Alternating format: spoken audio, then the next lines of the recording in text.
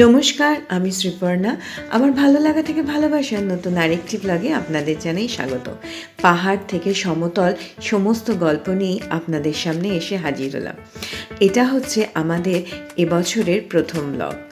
আমরা মিরিক থেকে আজকে ফিরছি, একেবারে টানা কলকাতা। দেখুন কি কাণ্ড আমাদের। মানার দিকে জানলা খোলা, মানার দিকে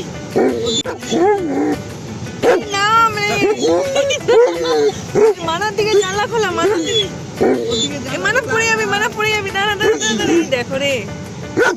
আর বাবা সর রে বাবা, সর সর।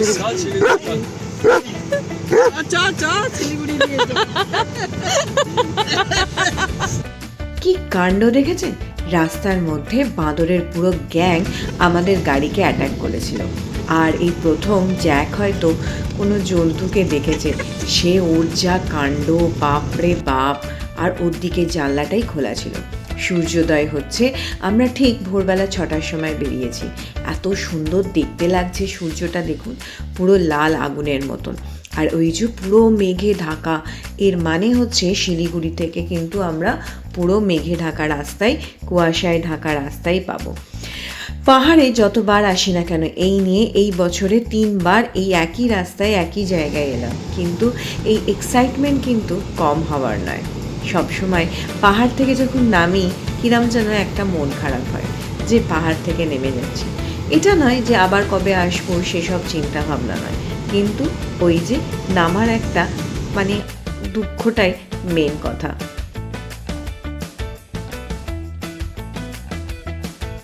পাহাড়ের সৌন্দর্য চোখে মুখে সারা শরীরে মেখে আমরা নেমে চললাম সমতলের দিকে। রাস্তা মোটামুটি ফাঁকাই আছে, কারণ এত ভোরবেলায় আর এত ঠান্ডার মধ্যে সেরকম গাড়ি কিন্তু নেই, রাস্তা ফাঁকাই। এই যে উপর থেকে আমরা যে মেঘগুলো দেখছিলাম, যত নিচেই নামছি আমাদের গাড়ি সেই মেঘের এতে পুরো ঢেকে যাচ্ছে একেবারে। নিচে কিন্তু ভালো মতন কুয়াশাই রয়েছে। পাহাড়ের ওপর কুয়াশা নেই, একদম রোদ ঝলমলে সুন্দর একটা দিন, কিন্তু নিচে সমতলে যত নামবো তত আমরা কুয়াশা পাওয়ার একটা সম্ভাবনা কিন্তু রয়েই যাচ্ছে। চারিদিকটা ভীষণ সুন্দর লাগছে, পাহাড় সবেমাত্র জেগে উঠছে। পাহাড়কে জানাই সুপ্রভাত।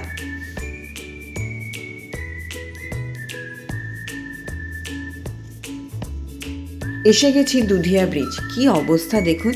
যাওয়ার সময় সন্ধে হয়ে গেছিল, সেভাবে ভালো করে আপনাদেরকে দেখাতে পারিনি, কিন্তু ফেরার সময় সকাল সকাল এই রাস্তাটা তবু ফাঁকা পাওয়া গেছে। বেলা যত বাড়বে এই রাস্তায় ভিড়ও তত বাড়বে।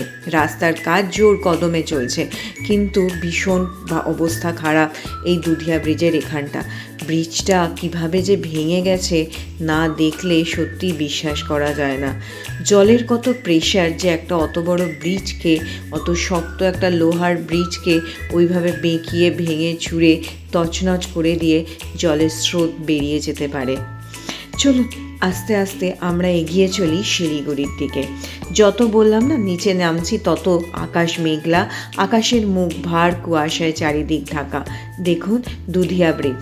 পুজোর সময় যখন আমরা এই দুধিয়া ব্রিজের ওপর দিয়ে গিয়েছিলাম, তখনও কি জানতাম যে ফেরার সময় এই খবর পাওয়া যাবে যে দুধিয়া ব্রিজ ভেঙে গেছে। রাস্তার ঘাটের অবস্থা কিন্তু ভালো নয়। একে তো কাজ চলছে, তার উপর চারিদিকে বিভিন্ন রকমের ভাঙা রাস্তা, পাথর, যেন মনে হচ্ছে আমরা কোন প্রস্তর যুগে চলে এসেছি, প্রাচীন কোনো অধ্যায়েতে। দেখুন কি অবস্থা ব্রিজটার, একেবারে একদিকে পুরো হেলে পড়েছে, একদম পুরো মানে বেস থেকে একদম উপড়ে ফেলে দিয়েছে। যাই হোক, এই সমস্ত বাধা বিপত্তি কাটিয়ে আমরা এগিয়ে চললাম শিলিগুড়ির দিকে।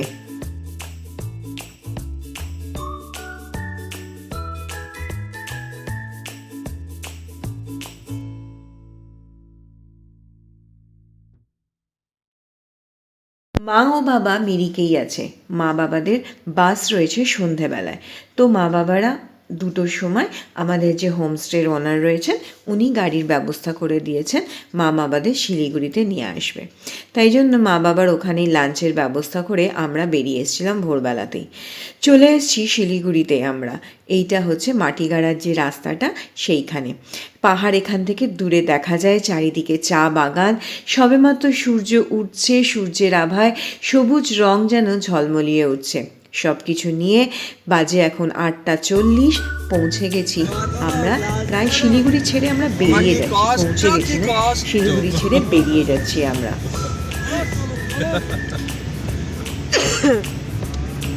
9:25 বাজে এখন, কিষানগঞ্জ, তাই তো? 200 কিলোমিটার চলে এলে, 200।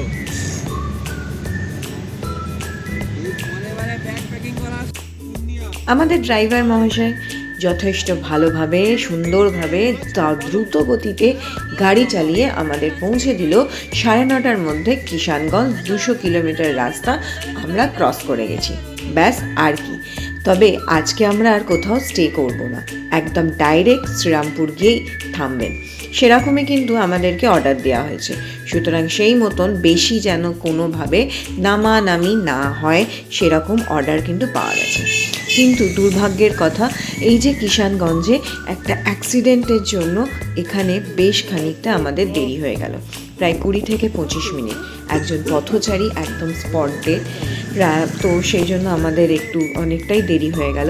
সামনে পেছনে লম্বা গাড়ির লাইন পুরো। পুলিশ এসে রাস্তা পরিষ্কার করে দিতে যানজট কাটিয়ে আবার আমরা এগিয়ে চললাম সামনের দিকে। আস্তে আস্তে আমরা এবার বেশ খানিকটাই চলে এসেছি, খিদেও পেয়েছে, তাই খাবার জন্য কোথাও একটা জায়গা খুঁজতে হবে। এইখানে একটি হোটেলে আমরা খাবার নিলাম। খাবারের মধ্যে আমরা নিয়েছিলাম রুটি আর তড়কা। তো শীতের সকাল, সবে মাত্র হোটেল খুলেছে, তাদেরকে দিয়ে আমরা রুটি তড়কা বানিয়ে নিয়ে গাড়িতে উঠে পড়লাম। চারিদিকে এই হলুদ রঙটা সর্ষে ফুলের এত সুন্দর দেখতে লাগে, কি বলবো। পুজোর সময় কাশফুলের সাদা রং, শীতের সময় সর্ষে ফুলের হলুদ রং, উফ কি যে সুন্দর প্রকৃতির এই শোভা, মানে বলা যায় না। বাজে দুপুর 2টো, আমরা পৌঁছে গেলাম ফারাক্কা। ফারাক্কার পাশে এই যে নতুন ব্রিজটা এখনও শুরু হয়নি, তবে হ্যাঁ তার উপর এক্সপেরিমেন্ট এখনও চলছে। ফারাক্কা ফাঁকাই ছিল, তো আস্তে আস্তে আমরা আবার সেই হলুদ ক্ষেতের দিকে এগিয়ে চললাম।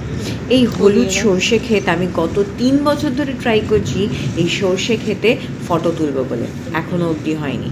তো যদি জ্যাক এখানে টয়লেট করতে নামে তাহলে কিন্তু আমি একটা ফটো তুলবো।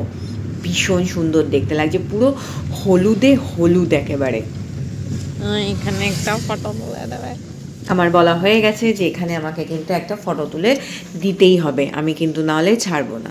কি সুন্দর যে লাগছে, চোখের আরাম, মনের আরাম, মন যেন শান্তিতে ভরে ওঠে। এত অপূর্ব লাগছে, এ কথা ভাষায় প্রকাশ করা অসম্ভব ব্যাপার। এখানে কিছুক্ষণ দাঁড়িয়ে একটু ফটো টটো তুলে আবার আমরা চলার পথ ধরবো। আস্তে আস্তে সেই যেন সেই সর্ষে ক্ষেত দেখলে সেই DDLG শাহরুখ খান আর কাজলের সেই গানটা তুঝে দেখা তো ইয়ে জানা সানা, এটাই মনে পড়ে যায়। চলো আর কি, আর কতক্ষণ দাঁড়াবো, ফিরতে তো হবে। বেরিয়ে পড়লাম, পৌঁছে গেলাম কৃষ্ণনগর। সন্ধে হয় কৃষ্ণনগরের কাছে একটি হোটেল হচ্ছে হোটেল আলিশান। আলিশান শুধু নামে নয়, সব কিছুতেই আলিশান। আমরা অর্ডার দিলাম ভেজ চাউমিনটা সত্যি দুর্দান্ত খেতে ছিল, এবং এই সেটআপটা আমার ভীষণ ভালো লেগেছে।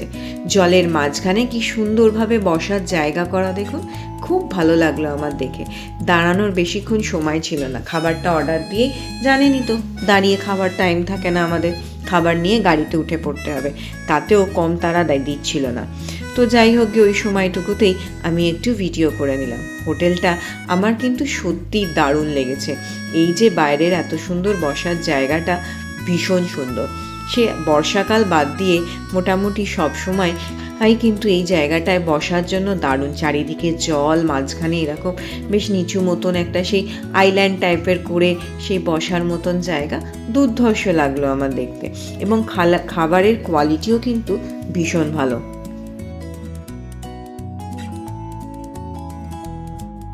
আর ব্যাস 1-2 ঘন্টার মধ্যেই আমরা পৌঁছে যাব বাড়ি। আবার নতুন করে কোনো গল্প নিয়ে আবার আপনাদের সামনে হাজির হব। ততদিন আপনারা সবাই ভালো থাকবেন, সুস্থ থাকবেন, সাবধানে থাকবেন। আর 2026 যেন আপনাদের সবার জন্য খুব খুব খুব ভালো কাটে, এই কামনাই করি। কেমন? তাহলে আবার নতুন গল্প নিয়ে আপনাদের সাথে দেখা হবে।